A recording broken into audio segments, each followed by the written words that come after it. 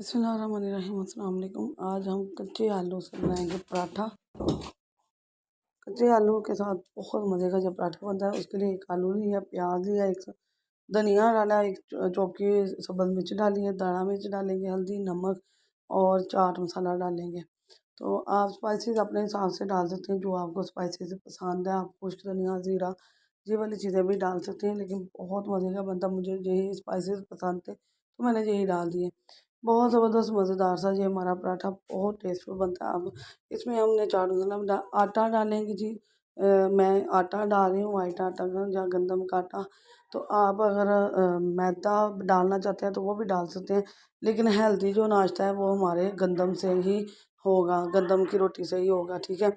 और ये बहुत मज़े का बनता है, बहुत ही टेस्टफुल बनता है। तो आप ज़रूर इंजॉय कीजिएगा। ये देखें बहुत ज़बरदस्त मज़ेदार सा हेल्दी सा हमारा ना ब्रेकफास्ट